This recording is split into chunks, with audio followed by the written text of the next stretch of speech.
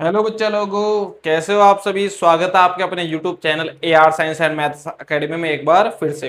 तो देखिए, अपन क्लास 12 में इलेक्ट्रोस्टैटिक्स पे काफी टाइम से फोकस कर रहे थे। तो आज है अपना लेक्चर नंबर 6। ठीक है, सब अपन पहले 5 लेक्चर्स अपलोड कर दिए ना, तो एक बार आप उसको जरूर देखिए, उसके बाद ही 6 लेक्चर पे आई है ना। तो अपने लास्ट टाइम प्रीवियस क्लास में किसके बारे में पढ़ा था? Electric field. ठीक है, इलेक्ट्रिक फील्ड के बारे में पढ़ा था, इलेक्ट्रिक फील्ड लाइन्स के बारे में पढ़ा था, और उसके अलावा किसके बारे में पढ़ा था? Electric field intensity due to electric dipole. वो आप जरूर देख लेना कि उसके बिना काम नहीं होगा। और एक पढ़ा था अपने एक्सिस पे और एक पढ़ा था अपने इक्वेटर पे। यानी इलेक्ट्रिक फील्ड डायपोल की वजह से एक तो अपने एक्सिस पे पढ़ा था और एक किस पे पढ़ा था? इक्वेटर पे पढ़ा था। ठीक है, और मैंने बोला था कि अपन जो नेक्स्ट क्लास होगी उसमें क्या करेंगे?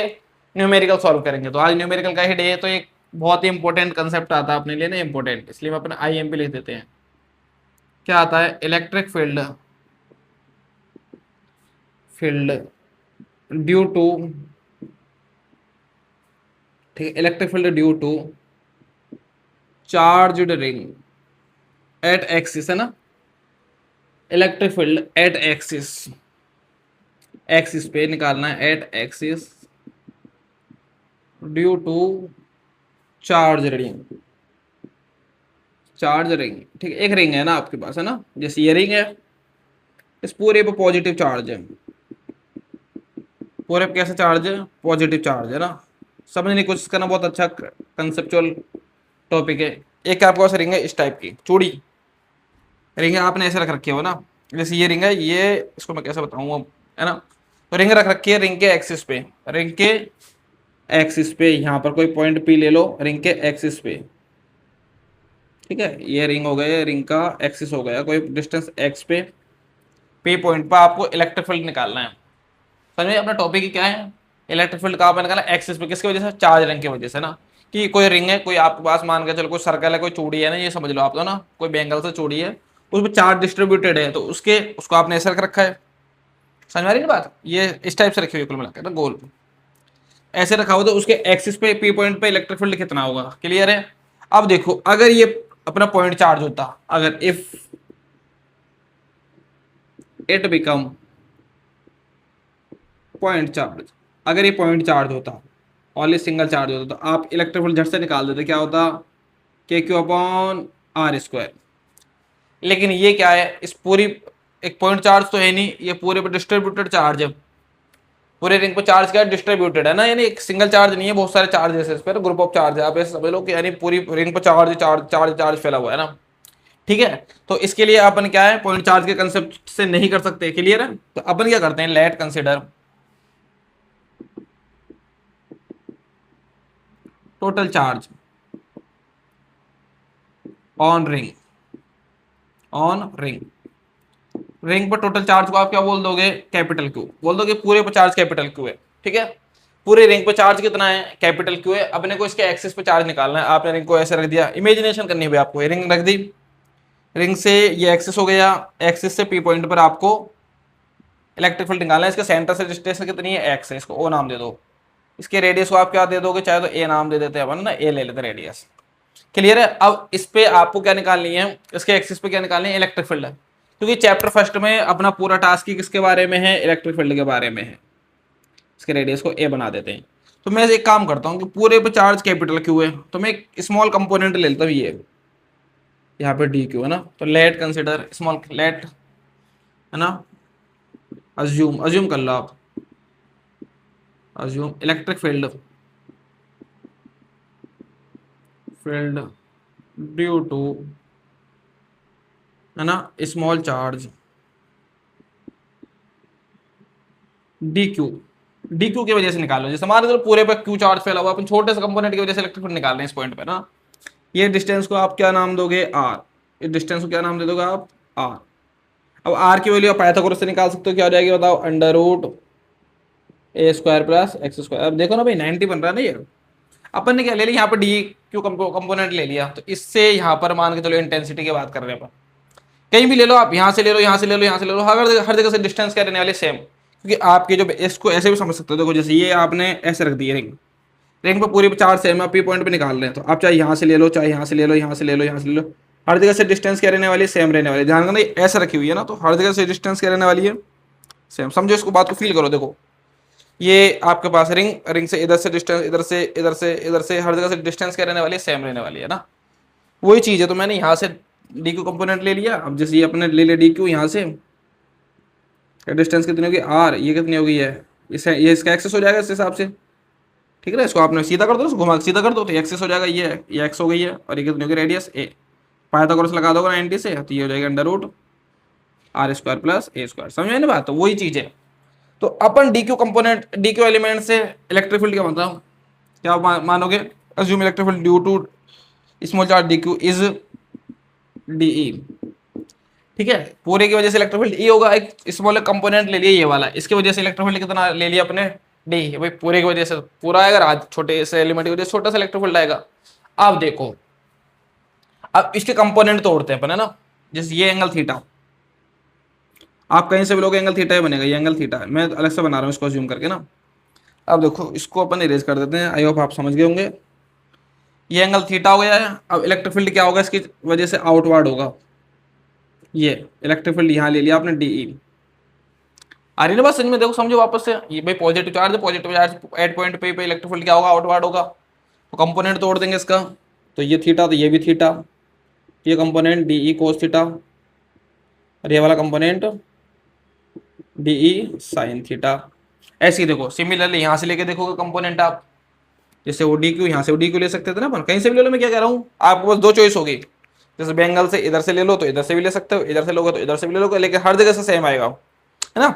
तुमको चीज समझाने की कोशिश कर रहा हूँ कि यहाँ से कंपोनेंट आपका डी आई एस इस डायरेक्शन इलेक्ट्रोफिलिक डायरेक्शन, ये वाला कंपोनेंट डी कोस थीटा, ये वाला कंपोनेंट डी साइन थीटा। ऐसे अगर इधर से देखोगे सब कुछ सेम रहेगा। देखो ये डिस्टेंस आर, तो यहाँ भी आर ही आएगी, कितना बताओ, under root A square plus X square. Electrophilic की डायरेक्शन ये वाली, अरे भाई इस पॉइंट पर इसकी वजह से इलेक्ट्रोफिलिक डायरेक्शन आउटवर्ड, तो देखो ये थीटा तो ये भी थीटा ही होगा, हर जगह से एंगल क्या बनेगा, सेम बनेगा, फील द फिजिक्स, है ना।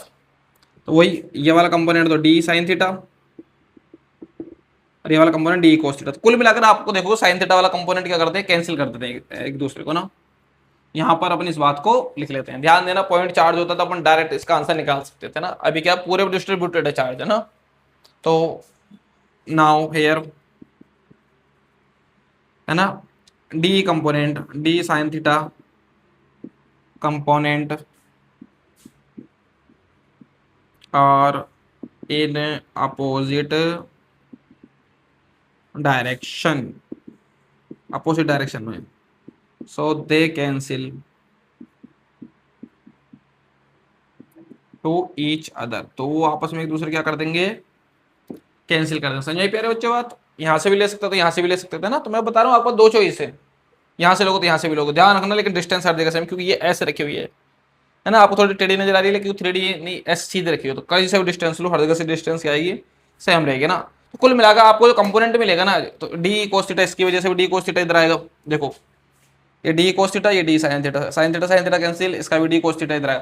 तो कुल मिलाकर स्मॉलेस्ट कंपोनेंट की वजह से जो आपका इलेक्ट्रिक फील्ड आएगा वो डी कोस थीटा आएगा। तो मैं ऐसा आपको लिख दूं, ई नेट वो क्या होगा आपका, डी कोस थीटा होगा, हाँ या ना। क्योंकि आप देख रहे हो कि एक की वजह से कौन सा कंपोनेंट मिल रहा है आपको ना, डी कोस थीटा, समझ वाली बात है। दूसरे की वजह से डी कोस थीटा, तीसरे वाले की वजह से डी कोस थीटा।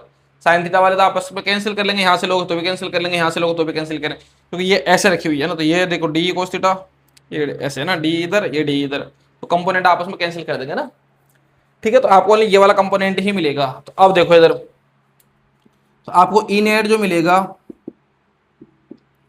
क्लियर है। तो देखो ये हो जाएगा आपका, ई की वैल्यू क्या होती है, K D Q upon R square और कॉस थीटा। वापस समझो मैंने डी क्यू क्यों लिया, क्योंकि देखो यहाँ पर स्मॉलेस्ट कंपोनेंट डी क्यू ले रहे हैं। आप जानते हो ई की वैल्यू क्या होती है,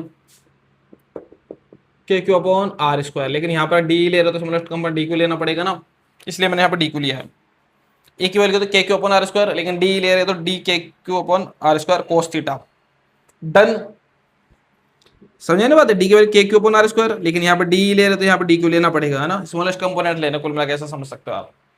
ठीक है, यहाँ पर मैंने बताया था ई की वैल्यू क्या होती है वैसे तो K Q upon R square, लेकिन यहाँ पर डी ले रहे तो डी क्यू आ जाएगा, बस ये समझाना चाहता हूँ आपको ना। अब देखो क्या क्या कांस्टेंट वैल्यू उसको बाहर निकालते चलो। के कांस्टेंट है। अब आर आप देखो, यहाँ से देखो, यहाँ से देखो, यहाँ से देखो, यहाँ से देखो, हर जगह आर सेम है। तो आर को भी आप क्या करोगे, बाहर बुला लोगे, तो ये आर स्क्वायर को बाहर बुला लोगे। ठीक है, cos थीटा भी फिक्स है, cos थीटा को बाहर बुला लो, तो इंटीग्रेशन किसका होगा, डी क्यू का। ठीक है, अब देखो इधर, इसको तो इरेज कर देते हैं ना भैया, वो बात कोई ज्यादा इंपॉर्टेंट नहीं है, काम की नहीं है, नहीं तो चलो चलने देते हैं। तो ई नेट एट एक्सिस है ना, एक्सिस की वजह से निकाल रहे हैं। अब देखो एक बात समझनी है भैया आपको, cos थीटा की वैल्यू भी आप रख सकते हो उठाकर। cos थीटा क्या हो जाएगा, यहाँ से cos थीटा हो जाता है आपका बी अपॉन एच, तो ए अपॉन आर, सही है, तो ये भी रख देते हैं। तो अब देखो इधर, तो ये हो जाएगा K upon R square, cos theta की वैल्यू रख दोगे आप यहाँ पर, क्या आ जाएगी बताओ, ए अपॉन आर, और डी क्यू का इंटीग्रेशन क्या हो जाएगा, पूरा क्यू, क्योंकि तो टोटल चार्ज क्या है, कैपिटल क्यू। समझ में कि डी क्यू का इंटीग्रेशन मैंने कैपिटल क्यू कर दिया ना। अब देखो ई नेट हो जाएगा आपका के क्यू ए अपॉन में आर क्यूब। अब आर की वैल्यू उठा के यहाँ से रख दो आप, है ना, तो आर की वैल्यू उठा के यहाँ से रख दोगे तो ई नेट आ जाएगा आपका कितना बताओ, के क्यू ए ना भैया ना, क्यू में समझना इसको ना, ये ए है तो घुमा देते ना, ए अपॉन आर की वैल्यू कितनी है, x square plus A square. ठीक है, इसके पावर हाफ है, हाफ तो हाफ है ना पावर, हाफ के ऊपर पावर क्यूब है, तो उसको क्या लिख सकते हो आप, 3/2। तो ये इलेक्ट्रिक फील्ड आपका कहाँ पर आ गया, एक्सिस पे आ गया। बहुत अच्छा कंसेप्ट है ना कि electric field intensity charge ring की वजह से कहाँ पर, एक्सिस पे वो आने वाली है। क्लियर है, आप एक बार उसको समझना, बहुत अच्छा टॉपिक है। इसके लिए और भी चीजें अपन पढ़ लेते हैं। देखो अगर मैं इलेक्ट्रिक फील्ड कहाँ पे ले आऊँ, सेंटर पे निकाले, कहाँ पे निकाले, एट सेंटर। तो सेंटर के लिए बात कर लेते हैं, तो देखो एट सेंटर, सेंटर की बात करें, सेंटर के लिए ए क्या हो जाएगा, 0। तो यहाँ पर अगर आप 0 रख दोगे तो ई सेंटर पे कितना हो जाएगा, ये 0 हो जाएगा, तो पूरी टर्म 0 हो जाएगी। तो ये बात आप जानते हो कि किसी भी, अगर आपका होलो जो कंडक्टिंग स्फीयर है या फिर रिंग है, उसके अंदर सेंटर पर इलेक्ट्रिक फील्ड क्या होगा, 0 होगा। तो यहाँ पर भी क्या आ रहा है आपका, 0 आ रहा है। ठीक है, तो ये बहुत इंपॉर्टेंट कंसेप्ट है, और इसको आप लिख लीजिए, फिर अपन आगे चलते हैं।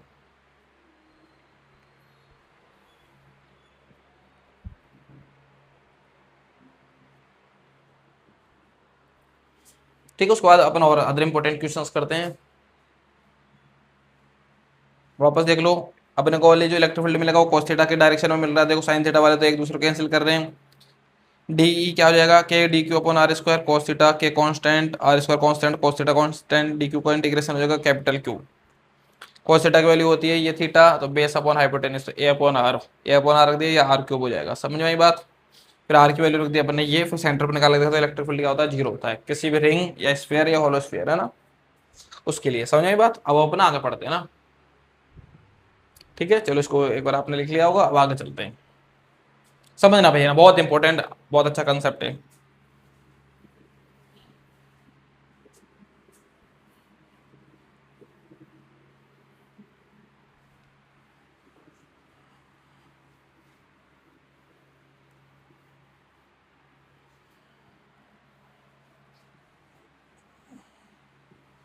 अगला कंसेप्ट देखो भैया ना, अगला न्यूमेरिकल क्या है आपका, find electric field at point A B C, है ना, ए बी सी पे, A comma B comma C. ठीक है, तो ये मैं आपके लिए डायग्राम बना देता हूँ ना, बुक का न्यूमेरिकल है एनसीईआरटी का। तो देखो ये माइनस क्यू चार्ज है, प्लस क्यू चार्ज है, और ये भी प्लस क्यू चार्ज है। ठीक है, अब देखो इसके बीच इसे जो वैल्यू है, क्योंकि वो कितनी है, 10⁻⁻8 माइक्रोकुलाम। ठीक है, 10⁻8 कुलाम लिख लो आप, तो ना ये भी, ये माइनस में हो जाएगी, ये प्लस में हो जाएगी, कुलाम माइनस का, और ये भी प्लस का, 10⁻⁻8 कुलाम। समझ, चार्ज की वैल्यू मैंने यहाँ लिख दिया ना, ये Q1 की, Q2 की, Q3 की, बीच की डिस्टेंस है 0.1 मीटर। सही है, ए पॉइंट यहाँ दे दिया आपको ना, बी पॉइंट इसका 0.05 मीटर पे दे दिया यहाँ पे, और सी पॉइंट यहाँ पे दे दिया आपको ना।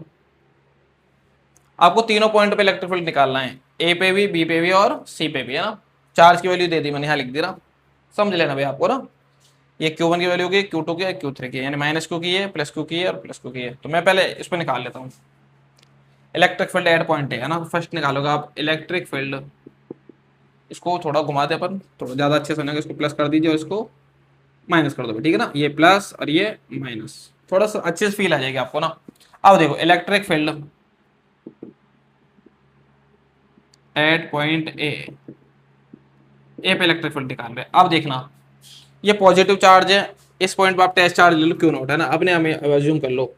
तो आप जानते हो पॉजिटिव की वजह से इस पे जो फोर्स लगेगा वो आउटवर्ड लगेगा, यानी इलेक्ट्रिक फील्ड की डायरेक्शन का होगा आउटवर्ड, और नेगेटिव चार्ज की वजह से भी इलेक्ट्रिक फील्ड की डायरेक्शन किधर होगी, उधर होगी।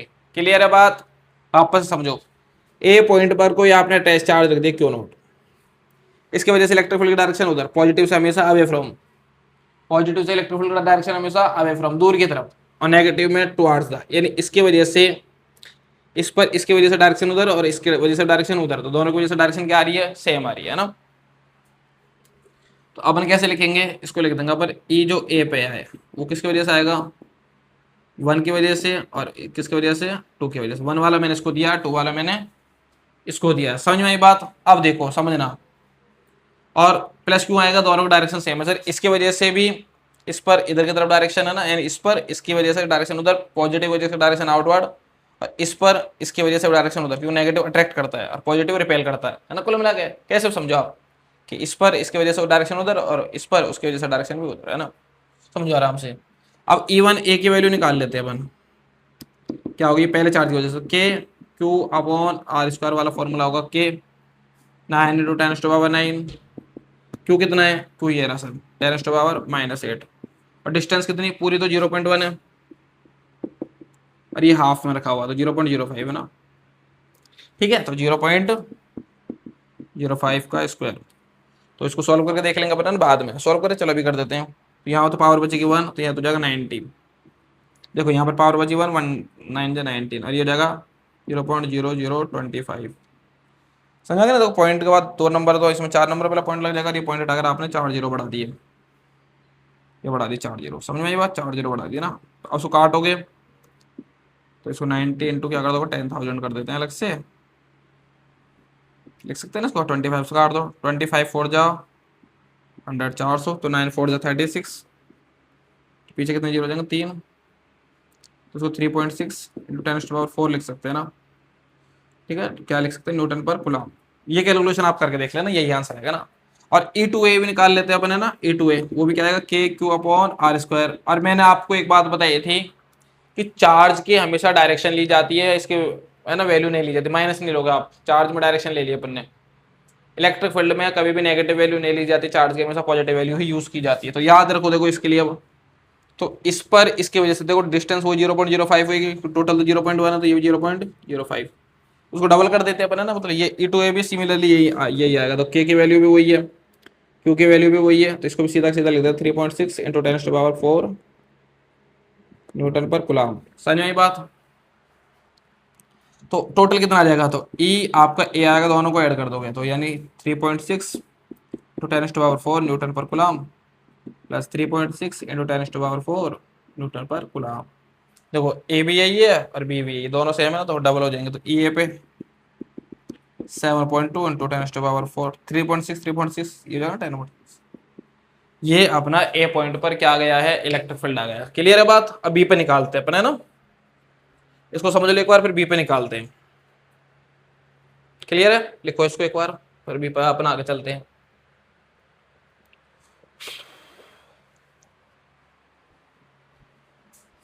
चले भैया ना, तुम लिख लेना इसको ना। अब बी पे निकालते हैं, तो देखो ये ए पे हो गया, अब बी पे देखो एक बार।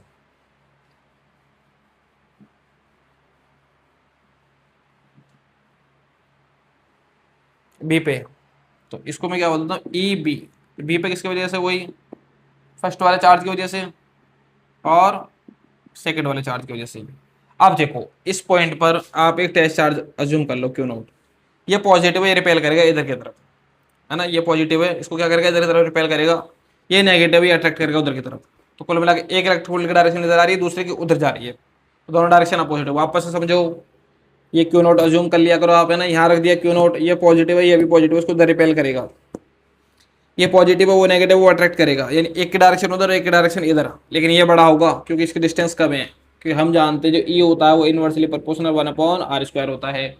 डिस्टेंस कम है ना, तो इसको आप माइनस कर दोगे, क्या कर दोगे, माइनस, E1 भी निकालते तो क्या आएगा, के क्यू अपॉन आर स्क्वायर वाले फॉर्मूले से। तो के 9 इंटू 10⁻9, क्यू कितना 10⁻−8, और डिस्टेंस कितनी है इसके बीच की भी 0.05। तो अभी अपन इसकी वैल्यू निकाली थी 3.6 10⁻4 न्यूटन पर कूलम। अब अपन क्या निकाल देते हैं, E2 भी निकालते हैं, तो वो भी के क्यू अपॉन आर स्क्वायर। तो के क्यू तो वही रहने वाला है, लेकिन डिस्टेंस बढ़ जाएगी, दोनों के बीच की डिस्टेंस देखो यहाँ से लेकर माइनस क्यू जैसी है, 0.15 0.15 0.15, तो 0.15 क्या लिख दोगे प्यारे बच्चों, 0.15 का स्क्वायर। ये तो 90 ही आएगा वापस से, देखो ये पावर कम होगी, इसको इससे मल्टीप्लाई करना 90 और इसका 225, ठीक है, और ये 4 नंबर पर पॉइंट लग जाएगा। इसको सॉल्व करके इसमें से माइनस कर देना ना, तो आप इसको सॉल्व कर देना और इसमें से माइनस कर देना, वो आप खुद कर लेना, ठीक। यानी E1 बी में से E2 बी को आप माइनस करके निकाल देना ना, इसको इसमें डिवाइड कर देना, फिर इसमें से माइनस कर देना। ओके, कर लोगे। चलो आगे चलते हैं ना, लिखो इसको।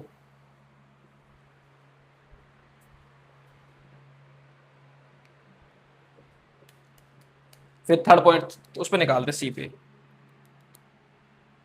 ठीक है। चलो थर्ड पर सी पे निकालते हैं, तो देखो सी पे देखो electric field at point C, ये मैंने बी की नहीं लिखा, यहाँ पर सी का, सी पर समझते हैं। अब सी पर देखो, यहाँ पे मैं ई सी लिख देता हूँ, एक चार्ज किसके लिए, फर्स्ट की वजह से, और चार्ज सेकंड की वजह से, दोनों को प्लस करके देख लेते हैं। अब देखो इधर इसकी वजह से इलेक्ट्रिक फील्ड डायरेक्शन इधर, ठीक, जिसको आपने E1 ए बोला, इसको याद रख लो, ये माइनस का 8 है, क्लियर है। इस पर डायरेक्शन उधर की तरफ, यहाँ पर कोई, हालांकि कोई चार्ज नहीं है यहाँ पर, है ना, क्योंकि यहाँ पर तो अपन निकालना है इलेक्ट्रिक फील्ड, है ना, ये चार्ज नहीं, चार्ज ओनली ये दोनों ना। अब देखो माइनस की वजह से भी इलेक्ट्रिक फील्ड आता, ओके कोई दिक्कत नहीं। अब देखो ये समझो, यहाँ कोई चार्ज नहीं था ना, इसकी वजह से इलेक्ट्रिक फील्ड की डायरेक्शन इधर पॉजिटिव है, यहाँ पर आप टेस्ट चार्ज रख दो, रिपेल करके उधर E1 है उधर, ये 60 है, ओके। अब देखो ये नेगेटिव है, ये अट्रैक्ट कर गया इधर, तो दो डायरेक्शन मिल रही है आपको, E1 एक डायरेक्शन इधर मिल रही है, समझो, देखो E1 एक डायरेक्शन उधर, और ये मिल रही है आपको नीचे की तरफ E2C, इसको एक कर दिया मैंने सी, हाँ E1C का डायरेक्शन इधर और E2C का डायरेक्शन इधर, दोनों के बीच एंगल कितना होगा 120, तो ये 60 तो ये 120 हुआ, ठीक है। तो ये हो गया आपका E1A, ये हो गया E1C, E2C, सही है। अब E1C की वैल्यू आप निकाल सकते हो, E1C की वैल्यू क्या हो जाएगी, के क्यू अपॉन ए स्क्वायर, बीच की डिस्टेंस है ना, तो K Q upon x square, तो 0.1 का स्क्वायर, तो कितना आ जाएगा बताओ, ये हो जाएगा पावर वो 90, और इसका हो जाएगा 0.01, एक नंबर पहला पॉइंट होती, दो नंबर पहला लग जाएगा, तो इसको आप 9000 कर दो, पॉइंट हटा 2 जीरो बढ़ा दिया ना, वही यूनिट न्यूटन पर कूलम। ऐसे ही सेकंड वाले का भी आ जाएगा E2C 9000 है ना। अब समझो दोनों का रिजल्टेंट अपने को बीच में मिलेगा, ये अपन पहले पढ़ चुके हैं, यानी EC यहाँ मिलेगा, ये रिपेल करेगा उधर की तरफ, अट्रैक्ट करेगा उधर, दोनों का रिजल्टेंट यहाँ मिलेगा बीच में EC, है ना, तो रिजल्टेंट बीच में निकाल देता पर EC। तो कैसे निकालेंगे, वही फॉर्मूले से, अंडर रूट E1C का स्क्वायर प्लस E2C का स्क्वायर प्लस 2E1C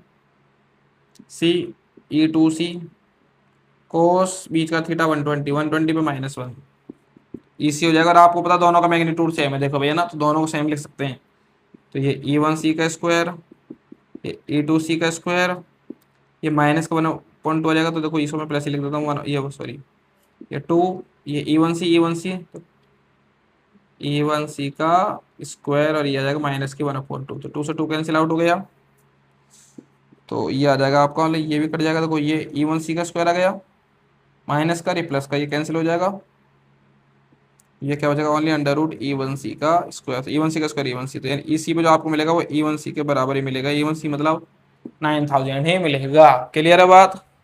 तो ये भी आपको बहुत अच्छा और इम्पोर्टेंट क्वेश्चन था ना, इसको भी कर आप नोट डाउन करिए ना। नेक्स्ट क्वेश्चन पे चलते हैं अपन।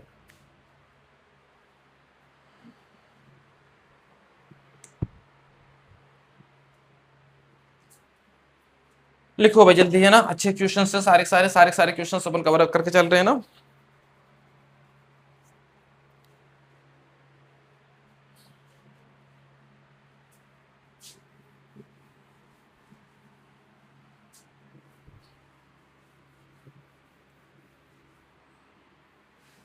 अगला क्वेश्चन देखो, वही इक्वल वेरिएबल वाले, ठीक है, ज्यादा क्वेश्चंस नहीं है इसमें, है ना, वैसे वही सारे सारे।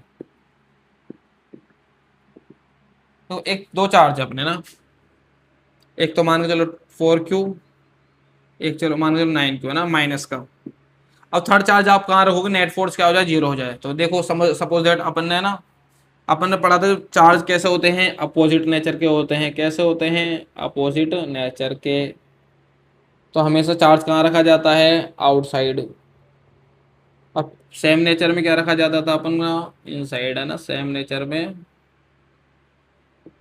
इनसाइड। तो ये अपोजिट नेचर में तो कहाँ रखेंगे, आउटसाइड, और वो भी कहाँ पर, छोटे चार्ज की तरफ। तो यहाँ करें अपन, है ना, एक चार्ज को नोट को सपोज दैट, है ना, हालांकि चार्ज रखते नहीं है ना, तो इलेक्ट्रिक फील्ड निकालना अपने को ना। तो ये चार्ज मान के चलो, ये डिस्टेंस को मान के चलो आप 25 सेमी, है ना, क्लियर है। तो इसको आप एक्स मान सकते हो।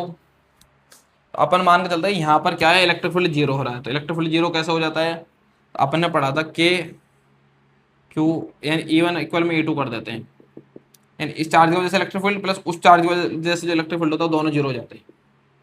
ओके, इसकी वजह से कितना हो जाएगा, के क्यू अपॉन आर स्क्वायर। तो के कितना है बताओ, के क्यू कितना 4Q अपॉन बीच की डिस्टेंस कितनी है, एक्स स्क्वायर।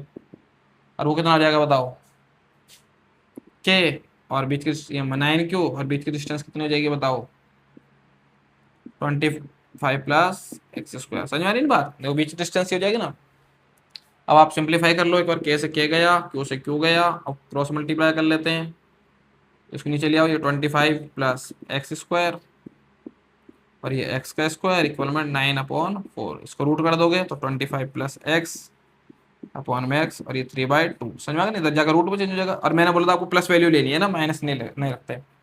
क्रॉस मल्टीप्लाई करोगे तो ये आ जाएगा 25 प्लस एक्स अपॉन में 3/2। क्रॉस मल्टीप्लाई करो, 25 टू 50 प्लस 2x इक्वल में 3x, तो जाकर माइनस, तो 50 इक्वल में ये कितना का 3x minus 2x, x equal में 50 सेमी।